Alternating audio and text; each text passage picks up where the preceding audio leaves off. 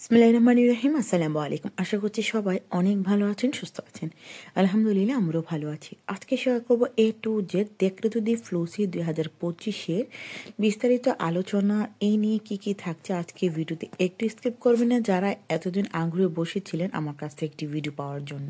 প্রথমে আমি সাধুবাদ জানাচ্ছি যারা এতদিন পরে মুখ খুলে অনেক বড় একটি তারা কাজ করেছে, আর সেটি হচ্ছে তারা মুখ খুলেছে বিএসএফ গ্লোবালের সামনে। তারা অনশন করে তাদের পাসপোর্ট ফেরত পাওয়ার জন্য। এটা সত্য যে একটি পাসপোর্ট টোটালি একটি মানুষের নিজের একটি ব্যক্তিত্ব, একটা মানুষের অনেক গুরুত্বপূর্ণ একটি ব্যাপার, এবং এটার সাথে এটা আটকে রাখা কারো পক্ষে সম্ভব নয়। কোনো বিশ্বের বা এই দুনিয়ার বুকে কেউ আটকে রাখা পসিবল নয়, এটা কোনো আইনের মধ্যে পড়ে না। কিন্তু তারা ভিসা দেওয়ার নাম করে, সেটা যাচাই বাছাইয়ের নাম করে, সেটা হোক ফলস যদি হয় একটি মানুষকে পাসপোর্ট ফেরত দিতে পারে।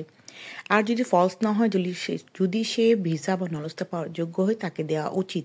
কিন্তু এর মানে এই নয় যে 2023-এর এমনকি 2022-23 এত প্রায় 1-1.5 বছর ধরেও অনেকে আটকে রয়েছে। একটি মানুষ 1-1.5 বছর ধরে যদি পাসপোর্ট আটকে থাকে, সে যদি রানিং একজন কর্মী হয়ে থাকে যে কোনো দেশে, তাহলে তো সে দুদিক দিয়ে হারাতে হবে তাকে। যে অন্য কোনো মিডল ইস্ট থেকে যদি সে এসে থাকে, নিশ্চয়ই তার ভিসার মেয়াদ শেষ। এছাড়া তার একটি ফ্যামিলি হচ্ছে, তাকে মেনটেন করতে হবে। তার সবকিছু মিলিয়ে একটি বড় একটি খারাপ পরিস্থিতি। তো আপনারা এতদিন পরে মুখ খুলেছেন বা এগুলো নিয়ে যেই তারই সরকার কাজ করেছে, এমনকি এটা ইতালি পর্যন্ত এসেছে। ইতালি স্বরাষ্ট্র দুই মন্ত্রণালয় কিন্তু বাংলাদেশের সাথে তারা একটি কানেক্ট করতেছে এমনকি জর্জিয়া দি মেলোনি সে একটি দল প্রতিষ্ঠা করেছে এই পাসপোর্টগুলো তাড়াতাড়ি ফেরত বা দ্রুত এর সমাধান বা কি করণীয় এটা নিয়ে পর্যবেক্ষণ করে কাজগুলো শেষ করে যার হাতে পাসপোর্ট হস্তান্তর করার জন্য। একটি দুটি নয়, প্রায় অনেকগুলো। এ হচ্ছে বর্তমানে বিএসএফ গ্লোবালের অবস্থা। তবে ম্যাক্সিমাম সময় স্পন্সরগুলো কিন্তু নেগেটিভ আসছে। এগ্রিকালচারাল যেগুলো আসছে সেগুলো হিসেব করলে, অ্যাভারেজ যদি হিসেব করা হয়, স্টুডেন্ট, ট্যুরিস্ট, বিজনেস, এছাড়া ফ্যামিলির যে ভিসা সেগুলো ছাড়া, আমরা যেটাকে ভিসা বলি, সেগুলো ছাড়া সচরাচর বাকি 80% কিন্তু নেগেটিভ আসছে। এগুলো একমাত্র এই প্রবলেমগুলো এত নেগেটিভ, এগুলোর জন্যই বাংলাদেশকে পায়ে যে সিকিউর করতে বাধ্য হয়েছে জর্জিয়া দি মেলোনি, এগুলো কিন্তু আমাদের কর্মকাণ্ডের জন্যই। তাহলে বোঝা গেল আমাদের কিছু সংখ্যক হাসিলবাদী বা কিছু সংখ্যক সুবিধাবাদী মানুষের জন্য আমাদের অনেকের ভাগ্য পড়ে গেছে। যেমন আপনারা আজিল আবেদন করেছেন, তাদেরও কিন্তু পায়ে সিকিউর করেছে এই প্রবলেমের জন্যই। এছাড়া এই প্রথম কোনে গভর্নর তার পার্লামেন্টে গিয়ে একটি দেশের নাম উচ্চারণ করে এইভাবে কথা বলেছে যে একটি দেশে বেচা কেনা হয় ভিসা 16 থেকে 18 লাখ টাকা দিয়ে।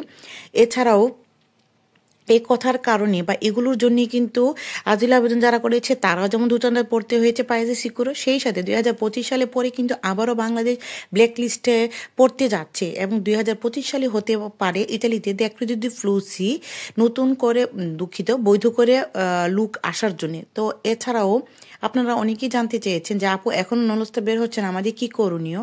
নলস্তা এখনো বের হচ্ছে না, আমি তাদেরকে কথাটা শুনলেও দুঃখিত, শুনলে খারাপ লাগতে পারে, তবে এটাই সত্য। 2024 পর্যন্ত আপনারা যারা বসে রয়েছেন যে এখন আমার 22-এরটা আসবে, আমার 23-এরটা আসবে বা আমার 24-এরটা আসবে, না, এরকম কোনো ওয়ে নেই। কারণ ইতিমধ্যে 2025-এর জন্য যে দেখরেতটা দিন তারিখ মাস জমা দেওয়ার আবেদন করার বা আবেদন দেওয়ার যে তারিখগুলো সেগুলো পাবলিশ হবে নভেম্বর-ডিসেম্বরে।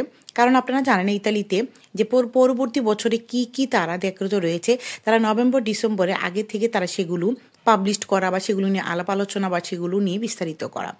এখন প্রশ্ন হচ্ছে যে তার মানে কি আমরা তাহলে পাবো না? হ্যাঁ, পাবেন। আপনাদের যদি নলস্তাগুলো বাংলাদেশের এম্বাসিতে জমা হয়ে থাকে এবং সেগুলো যদি আপনারা এখন ইদানিং যেহেতু একটা প্রবলেম হয়েছে এটা নিয়ে আওয়াজ তুলেছেন, এগুলো যদি সলভ হওয়ার পরে আপনারা যদি বৈধতা ভালো একটি সঠিক একটি ফলস না একটি সঠিক একটি নলস্তা পান, ডেফিনেটলি আপনারা আসতে পারবেন যদি যারা পান। আর যদি যারা না পান, যদি কেউ ম্যাক্সিমাম যেহেতু 80% আসছে ফলস, আপনারা যদি ফলস পান তাহলে আপনারা তো অবশ্যই আশা ছেড়ে দিতে হবে।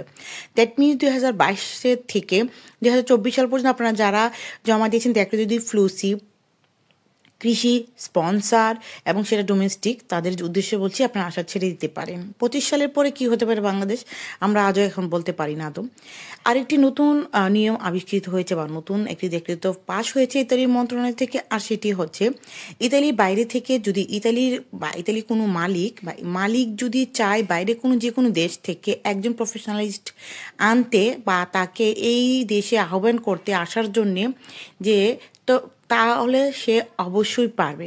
এটা আবারও বলছি, একজন প্রফেশনালিস্ট বাইরে থেকে আনার নতুন দেখরেতো পাশ হয়েছে আজকে। নতুন দেখরেতের আওতায় আপনারা যারা ইতিমধ্যে কোটা সিলেক্ট হয়ে গেছে বা কোটাধীন আছেন, যেমন সিজনাল, নন সিজনাল, অথবা আপনারা যারা ডোমেস্টিক বা আরও যে কনভার্ট বা অনেক যে বিজনেসের পারপাসে বা আরও যে এক্সট্রা কোটা রয়েছে এগুলো ছাড়া, ওটা কোটা বাদে এটা হচ্ছে নতুন অ্যাড করা হয়েছে। তবে এটা কতটা পরিমাণ বা এটা কোন ধরনের ক্যাটাগরি এটা এখনও হয়নি, তবে এটা অ্যাড করেছে 2025 সালে। যদি কোনো মালিক চায় বাইরে কোনো দেশ থেকে একজন প্রফেশনালিস্ট আনতে পারে, তবে সে কোন কাজের উপর দক্ষতা রয়েছে, তার যে সার্টিফিকেটগুলো এবং কোন ক্যাটাগরি, সে ক্যাটাগরি উল্লেখিত এবং তার এক্সপিরিয়েন্স টু জেড, তার সত্যতা যাচাইয়ের জন্য একটি নির্দিষ্ট প্রতিষ্ঠানের সে স্বাক্ষরিত সিল সহ সেই এই ক্যাটাগরিতে আপনারা পড়তে পারে। যেমন সেটা যারা এই সার্টিফিকেটটা আনতে পারবে তাদেরই এই আবেদনটা অ্যাকসেপ্ট হবে। যদি মালিক ডিরেক্ট শুধু জমা দিয়ে তার এখানে কাজ শেষ নয়, যদি সার্টিফিকেট বাবদ এবং ফেয়ার একটি সার্টিফিকেট সহ সে ওই প্রফেশনালিস্টের জন্য জমা দিতে পারে, তাহলেই তার আবেদনটা মঞ্জুর হবে। আশা করছি আপনাদেরকে ক্লিয়ার করতে পেরেছি। যদি কোনো কিছু থাকে কমেন্টসের মাধ্যমে আপনারা জানাবেন। সে পর্যন্ত সবাই সুস্থ থাকুন, ভালো থাকুন। আজ পর্যন্ত আল্লাহ হাফেজ।